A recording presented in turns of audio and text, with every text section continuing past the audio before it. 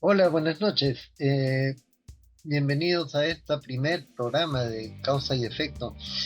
Es un programa en el que junto con el ingeniero César Gutiérrez trataremos temas de actualidad, de economía, de posible de política, temas que interesen, que sean de actualidad, como digo, y en los cuales podamos aportar con los conocimientos que tenemos.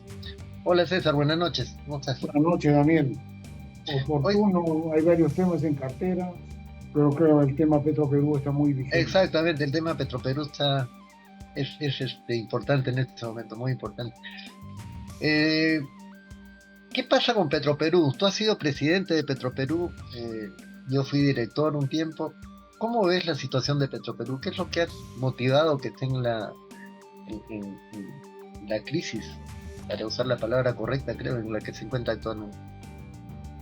Mira, el tema es el endeudamiento, Daniel. Hay que recordar el proyecto y el endeudamiento del proyecto de refinería Talara. En ese tiempo se llamaba Proyecto de Modernización de Refinería Talara, después Claro, le pusieron el nombre de Nueva Refinería Talara, claro. porque en términos reales, en vez de modernizar, le hicieron una nueva. Eso es lo que hicieron. Y creo que excediéndose los mandatos del contrato. Yo creo que la Contraloría ha sido laxa en esa y no sé si algún día alguien podrá tocarlo. Pero el tema central ha sido el endeudamiento. O sea, cuando firma el contrato en 2014, eh, ya había un número que era bastante difícil de pagar y se hicieron supuestos de pago que no se iban a cumplir. Con eso empieza en el 2014. En el 2017 viene el endeudamiento en términos reales. Se Sí. autoriza 4.300 millones de dólares de endeudamiento y el problema se convierte ya en un escándalo en 2022, cuando es necesario acudir a la caja fiscal y pedir un préstamo por 750 millones de dólares. Es un poco el derrotero, ¿no? Un poco el derrotero. Pero haciendo un poco de historia, este problema empieza con el proyecto de modernización del cual vamos a hablar seguramente bastante, pero o empieza con la privatización de Petroperú, porque si no me equivoco, Petroperú se empieza a privatizar en 1994 y hasta esa fecha era una empresa rentable que tenía un buen futuro. Yo Sí, siempre digo, si no se hubiera privatizado Petroperú, posiblemente hubiera desarrollado Camisea y hoy día tendríamos una de las empresas más grandes de esta región. el tema era que el antecedente del 85 al 90 fue malo, ¿no? O sea, Claro. fue un subsidio, digamos, de decisión política. Y esa decisión política llevó a que se perdiera 1 millón de dólares por día, ¿no? El último año era 365 millones de dólares de pérdida acumuladas de dólares del año 90, 89-90. Ese antecedente generó, pues, como dicen, una mala prensa para Petroperú. Claro. Y en el fujimorismo, con una necesidad de caja, comienza a vender empresas al barrer y entre eso entra Petroperú, ya con un esquema mal hecho, con un tema que tú fuiste un gran opositor de ese tema, de fraccionamiento en unidades, y le dejaron a Petroperú prácticamente como un refinador. Que no tenía mayor sentido, un esquema además desarrollado por el Banco Mundial y creado específicamente, especialmente para vender la empresa por parte. Pero lo que tú dices del 85 al 90 hay que recalcarlo, fue por los subsidios que tuvo que dar la empresa, subsidios, si no me equivoco, no pagados además. La empresa tuvo que incurrir en pérdidas para mantener un precio muy artificial de los derivados del petróleo, ¿no? Claro, y retornar de un subsidio como usted es muy difícil. Bueno, se puede hacer en los 90, pero es muy difícil. Mira, Ecuador no ha podido hasta ahora, ¿no? Siempre tendrá productos petroleros, tiene precios subsidiados. El intentar hacerlo le ha costado mucho el tema político. Y Bolivia, que lo empezó a practicar desde el ingreso de Evo Morales, tampoco puede retroceder en eso.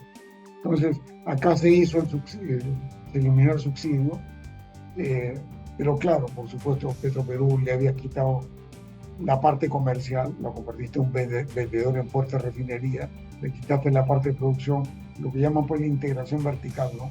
De la producción del insumo hasta la venta por el consumidor final.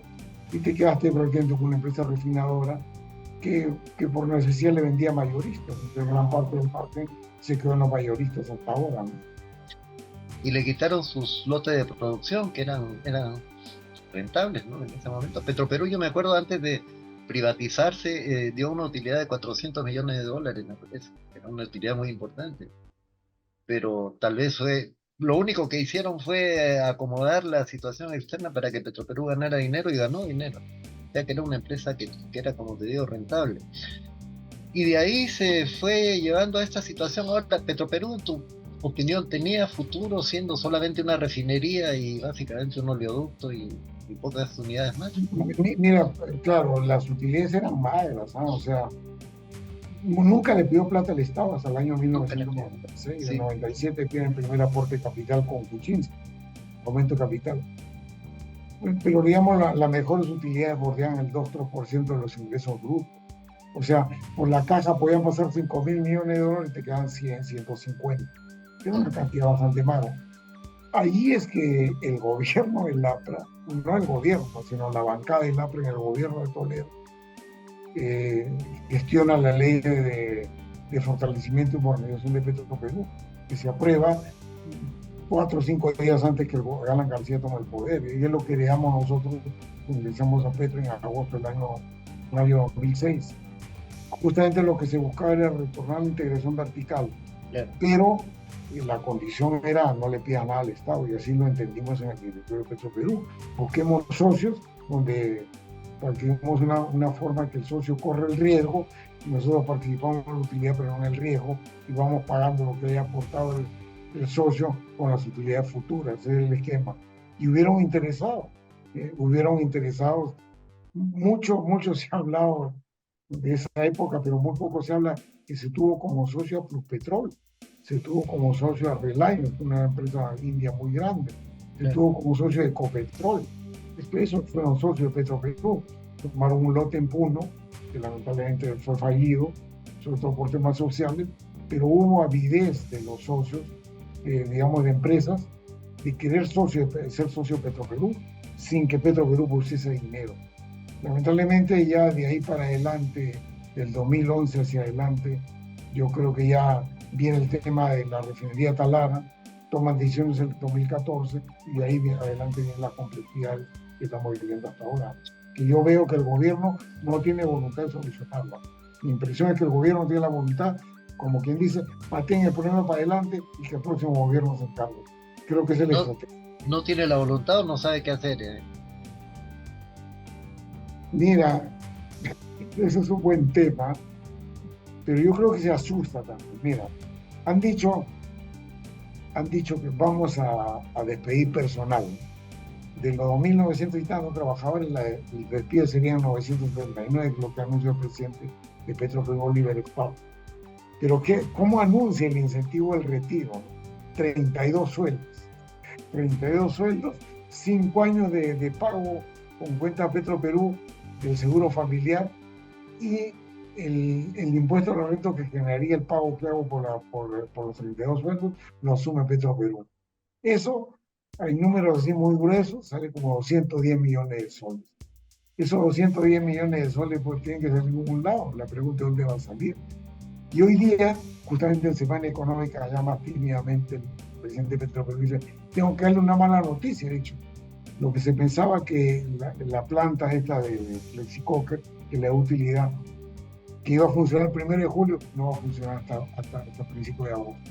Con lo cual las pérdidas se han incrementado. Entonces, entre que no entienden, que no saben y tienen miedo. Entonces, yo creo que lo van a hacer es dar paliativos y llegar hasta estar ahí. Ojalá que el próximo gobierno se encargue.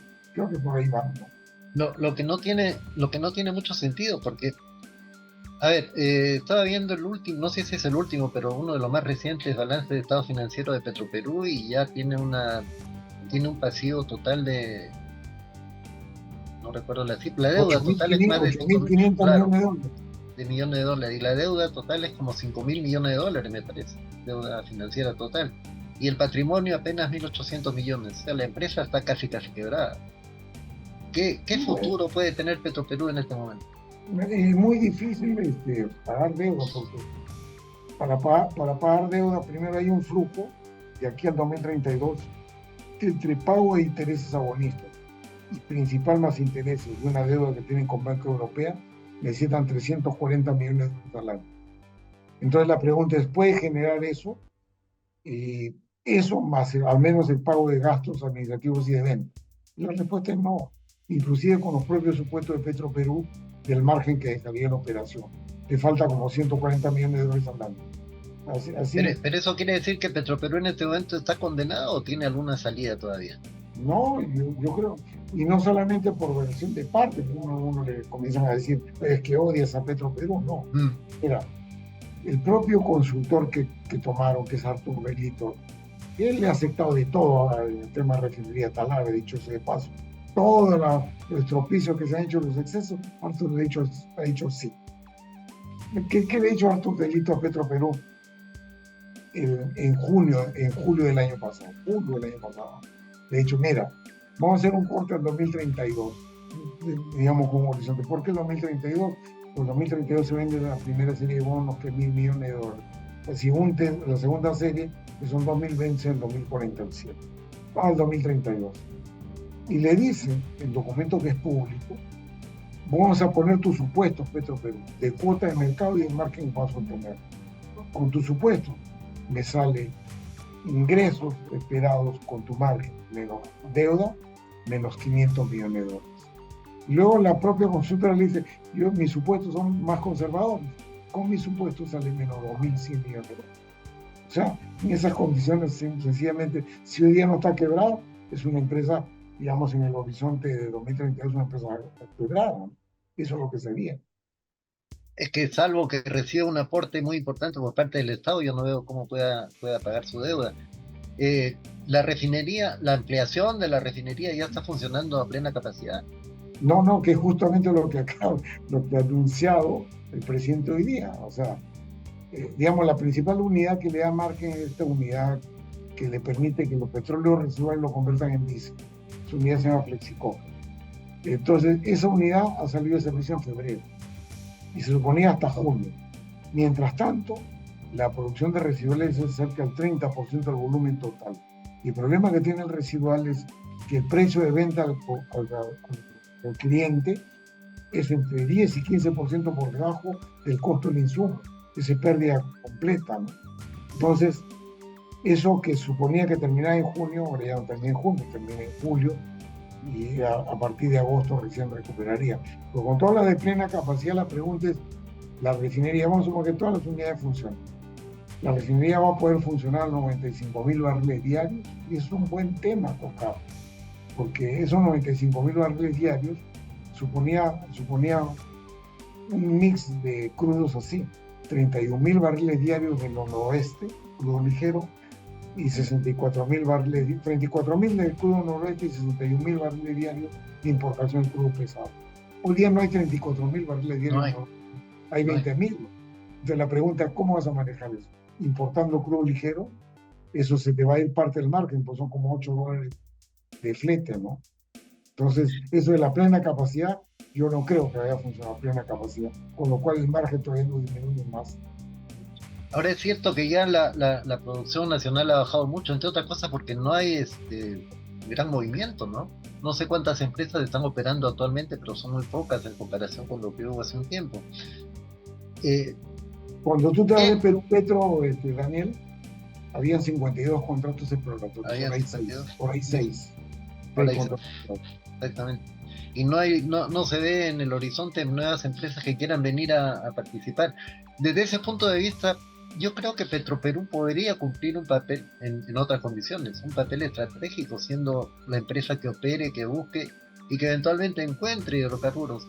Y eso motivaría a los inversionistas extranjeros para venir a operar en el Perú. Bueno, eso fue lo que pasó en el año 2006, cuando se encontró un yacimiento interesante de crudo pesado en la selva norte, y eso motivó el interés de muchas empresas internacionales. Pero si ahora nadie está explorando, muy poquitos, y la posibilidad de un nuevo descubrimiento es muy baja, que ya no solo hablando de Petroperú, sino del sector hidrocarburos en el país, ¿qué posibilidades tiene? Mire, y lo peor es cuando se ha tomado la decisión. Perú Petro generaba condiciones de competencia. Cuando ha sido presidente de Perú Petro, por primera vez hicieron concurso para otorgamiento de lotes, claro, porque te encontraste casi al inicio con el hallazgo del lote 67 y un buen esquema que había, y entonces se llegó a acumular 52 contratos.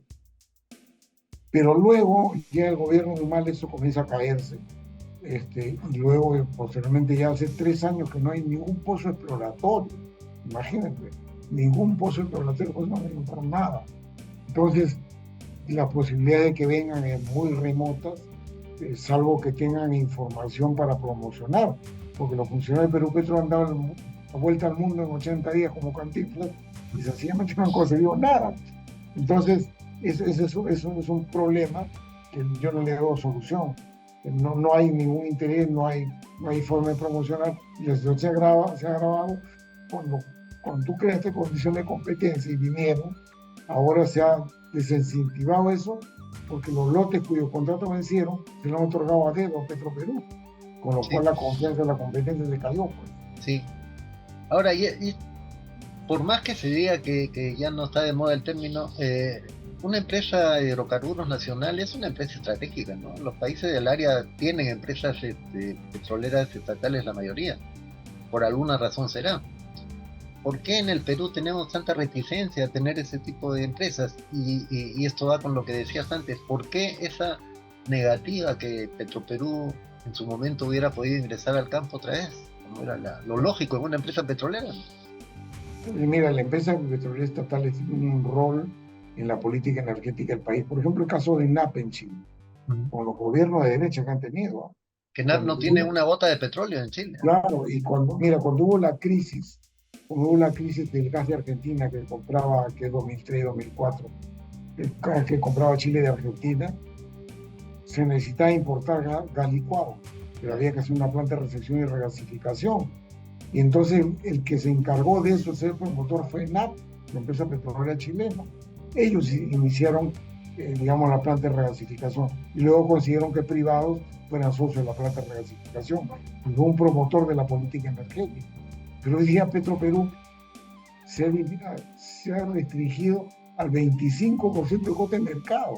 Sí. Y tienen 4 competidores grandes, Exxon, Marathon, ExxonMobil y Valero, que sencillamente pues, lo pueden desaparecer en cualquier momento. Recuperar mercados es muy difícil con el grado de endeudamiento que tiene, salvo lo que tú dices, un gran aporte del Estado. La pregunta es cuánto puede poner el Estado para poder partir de esta situación y cómo lo puede poner, porque sacar de la caja fiscal hoy día no puede por el límite de déficit fiscal.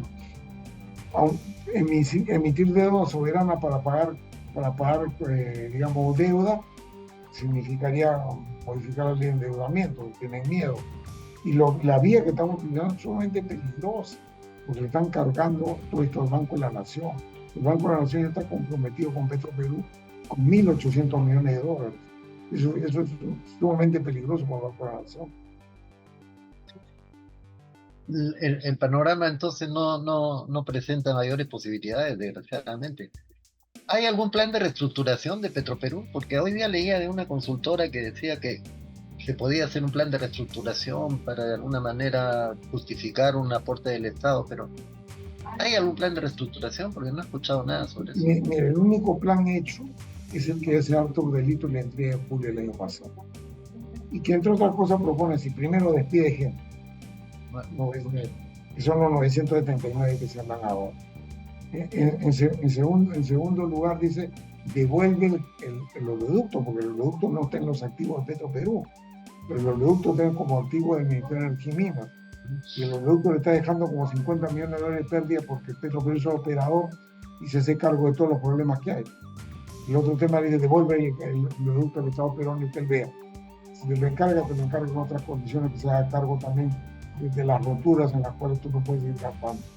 Y luego dice, pídele de plata a tu dueño. Eso es lo que dice Arturo Delito. Cuando eso sale, podrá salir al mercado de valores, al mercado de capitales. Sí, pero pasa porque ponga plata el dueño. El problema es que el dueño también tiene limitación, pues, déficit fiscal, endeudamiento público, que no está en el mejor momento, ambas cifras. Y entonces son una serie de limitantes que no es tan fácil como que pide plata a tu dueño, ¿no? Entonces, lo veo complicado. Qué pena, porque de verdad que en su momento había muchas expectativas, por lo menos algunos tenían muchas expectativas sobre el futuro de Petroperú y creo que estaban justificadas. Definitivamente. Creo que la privatización, perdona que te interrumpa, la privatización muy mal hecha, esta privatización por partes, fue el inicio de toda esta crisis y después las malas administraciones que ha ido teniendo, sobre todo últimamente, ¿no? Que no han podido diseñar algún plan que pudiera llevar a una solución para la empresa, porque la empresa se ha venido cayendo inevitablemente.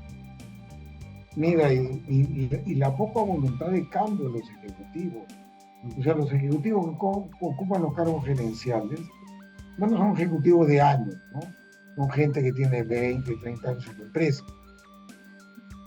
Mira, en el tiempo que estuvimos en Petro Perú, que tú eres director y yo era presidente, recuerda que dejamos una planta de gas natural comprimido, que estamos tratando de entrar a otras áreas de negocio. Claro. ¿Qué hicieron? Cuando nos hemos ido la quebraron. Y era la primera planta de gas natural comprimido que había, y luego ha habido como 10 éxitos y la Petro Perú quebró, porque no les gustaba el gas natural. Luego se hicieron 12 estaciones en sociedad con privado, la mayoría privada de Petro Perú aportante. No queda ni una. O sea, la poca voluntad de cambio en el caso del funcionario de Petro Perú. Es renuente al cambio, cree que la caja fiscal es infinita, que tienen derecho a todo. Y eso es lo que venimos viviendo ahora. Mira, el presidente de Petro Perú ha hablado de una especie de comisión de la verdad del tema de Petro Perú, el tema de refinería de Talara. Entonces yo le digo, ¿y qué pasa en los términos de la referencia de esa comisión de la verdad? Los mismos funcionarios que han hecho todo esto, le van a poner términos de referencia como va a decir que esto es villano. Entonces, no hay rumbo, no hay derrotero, eso tendría que ser sobre un externo. Es decir, cuáles son los puntos sensibles en el tema de la refinería Talara que ameriten investigar. Porque el Contralor Alarcón, ya fallecido, fue duro con Petro Perú. Pero el señor Chaca ha sido completamente laxo, porque una de las cosas que ha hecho cuando se comienza a hacer los servicios auxiliares que lo contratan a otra empresa,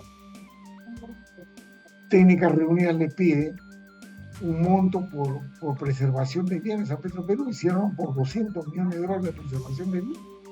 Entonces yo no sé si es la cifra correcta, que por preservar los bienes refineros ya construidos me gasto $200 millones. Y eso se hizo con control concurrente de la Contraloría. Entonces, ese tipo de cosas hay que revisar si quieres indagarla verdaderamente otro problema. Pero antes que eso hay que buscar soluciones. Claro. Las soluciones yo las veo lejanas, porque salvo un gran aporte del Estado solo se salva. No hay forma de privatizar con los números que hemos dado. No, la privatización es un sueño, pensar en una privatización. Hoy día estaba haciendo unos cálculos y el valor de Petroperú en el mejor de los casos estaría en los $1.500 millones, suponiendo que el que compra quiera asumir una deuda de la magnitud que tiene, que no es ningún negocio, es una tontería. Claro, por supuesto, si la deuda es 8.500. Por eso te digo, entonces, ¿quién va a querer comprar esa empresa? Claro, por supuesto. Nos encontramos entonces frente a una quiebra inevitable de Petroperú, a una desaparición. Pero la impresión que me da, Daniel, es que el gobierno lo que va a hacer es un aporte nuevo. Se habla de $1.000 millones adicionales del Banco de la Nación con garantía estatal. Y bueno, y nos vemos en el próximo aporte. Y así yendo a futuro, como el Estado se está convirtiendo en nuestro principal acreedor, ni siquiera en insolvencia, es el principal acreedor, y por supuesto va a necesitar más dinero, porque lo que necesitan es urgente 2.200, aparentemente le van a dar 1.000, nos vemos para el próximo 1.200 que falta, y así van a ir. Yo creo que piensan llegar a julio, agosto del próximo año, que empieza la campaña electoral, supervivencia para participar. Esa es la estrategia. Hace poco salió una noticia de que pensaban vender el edificio y otros activos de Petroperú. No sé si eso todavía está vigente. Sí, no, han hablado y se tomó a bien, fue primera plana, ¿no? Se habló del edificio principal y 92 propiedades. En Lima las identificables son el local que tenía Petrotec en Camino del Inca en el Olivar, no el Camino del Inca de Chacarí, y el club de Petroperú. Y luego el resto de propiedades son en Punta Arenas, en Talara, ¿no? Pero se habló de eso. ¿El edificio central también? Claro, el edificio principal por ahí empezamos, por ejemplo, el desalojo. Pero digamos, si tú sumaras eso, Perú 21, algunos amigos que parece que están interesados en la compra de activos, dijeron que todo vale, entonces ¿para qué te vale 120 millones? Yo creo que más. Pero vamos a Debe ser suponer que mucho. valgan 200, 300, 8.500. A Sí, por trescientos eso. cuarenta millones, a 340 millones de dólares al año como flujo, no te alcanza ni para un año. Por eso me pareció una iniciativa un poco jalada de los pelos, ¿no? Porque obtener 200, 300 millones de dólares para una empresa que tiene esa deuda no significa nada, y más bien me pareció raro, por decirlo menos, que se quiera vender el edificio principal. En todo caso, si Petroperú entra en liquidación, eso serviría como parte de la misma liquidación, del mismo proceso. Pero hay que tener cuidado con estas cosas, ¿no? Porque, digamos, estas situaciones de que está todo tan revuelto pueden ser, se pueden prestar para otro tipo de situaciones. Y es lo que yo decía ahí escrito, Daniel, porque la pregunta, y se la hizo el comercio al presidente de Petroperú, ¿y cómo van a hacer la selección del que vende? ¿Cómo van a acudir a corredor, Eso es corredor, interesante, ¿no? a corredor o corredores, ¿no? Primero ellos tendrían que tener una especie de valorización que la expectativa, ¿no? De mercado. ¿Cómo van a seleccionar? Entonces es lo que responde, dice, es que Petroperú tiene sus procedimientos de proceso. Y esos procedimientos de proceso son cero transparencia. O sea, si fueran 200, 300 millones con cero transparencia, no, pues no. Así compran crudo, cero transparencia. Así compran biocombustibles, así compran diésel, cero transparencia. Si nos quieren llevar a eso, se puede prestar a cualquier cosa. A cualquier cosa. Y, No, y, y vale la pena hacer ver eso. ¿no sería más lógico hacer un concurso para que se presenten postores si se quiere vender el edificio? Por supuesto, poner un perfil del corredor, una expectativa de la comisión del corredor, que sería variable de competencia, ¿no? Una posible valorización previa que también sería una variable de competencia. Pero aparte de eso, Daniel, lo que van es, pero vamos a buscar un administrador privado, han dicho. O sea, ese es otro Ese tema. punto es bien interesante. ¿Qué quiere decir un administrador privado? Porque también leí algo parte de eso. ¿Qué quiere Mira, decir? lo que entiendo es que quieren contratar una empresa que gestione Petroperú. Entonces yo digo, ya vamos, ¿por qué? Porque no confías en la gente que está allá, perfecto. Yo tampoco confío. Pero a ver, ¿cómo lo seleccionas? ¿Dónde existe experiencia que un administrador privado administre una refinería privada o una refinería estatal? Dime quién es, dónde está, cuál es su agrado, cuál es su hoja de vida en este tipo. Pero no hay. Y la otra es, ¿y cómo lo vas a seleccionar? ¿Qué le vas a pedir? Porque lo que esperaría ese administrador privado es que maximice el margen. Eso significaría compra mejor que ahora y vende mejor que ahora. Le vas a poner esa exigencia, no se sabe. Y también le preguntó el diario El Comercio al presidente, ¿cómo hace? Tenemos nuestro propio mecanismo. Ya he identificado varias empresas. ¿Qué va a ser por invitación? Eso también se presta a cualquier cosa. Porque el remedio puede ser peor que la enfermedad, ¿no? Si Sí, no le claro. piden una exigencia, es decir, que va a decir al cabo de 6 meses, esto está quejado, pero ya cobré, ¿no? A eso se presta. Hay un refrán que decía, a mar revuelto ganancia de pescadores, ¿no? Hacia eso se encamina. Así Sí, eso sí. se encamina. Lamentablemente no le veo ninguna tipo de solución a la gente. Tal vez entonces la última oportunidad que tuvo Petroperú fue cuando en tu gestión, cuando se hizo, no sé si fue el primero o el segundo concurso que hizo Petro, Petroperú se hizo de 5 lotes, me parece, junto con la empresa Sí, noruega. claro, siete 7 lotes. y en sociedad con privado, donde Petroperú no ponía un centavo. No ponía un centavo, sí. Centavo. Y cuando hablamos de política energética, no se acuerdan los de ahora, que firmamos un acuerdo con GDF Suez y Petrobras para hacer un ducto costero, para hacer una petroquímica sin aporte de Petroperú en Guillo. Eso se olvidó. El gobierno decidió por el gasoducto surandino, que luego se convirtió en un gasoducto peruano, y eso fue cualquier cosa. Hoy día, nuevamente ahora aparece TGP diciendo yo hago el ducto costero. Eso lo hagamos hace 18 años. Y ahora reacciona y vamos a hacer. Entonces, eso era entrar en la política energética. Pero ahora pues se olvidan de eso y sencillamente creen que han inventado la pólvora en un momento que está muy complicado. Un tema final, probablemente tratamos sobre el tiempo. Sí, sí. Mira, la refinería se hizo para disminuir la cantidad de azúcar en 50 partes por millón. Así es. En enero de este año, ya un decreto supremo que en octubre del próximo año es exigible 10 partes por millón. Entonces, Petroperú no puede ser 10 partes por millón con esta infraestructura. Y habla que la inversión mínima sería 200 millones de dólares, que están negociando con Técnicas Reunidas. Y lo apropiado sería someter un concurso. Lo están negociando directamente.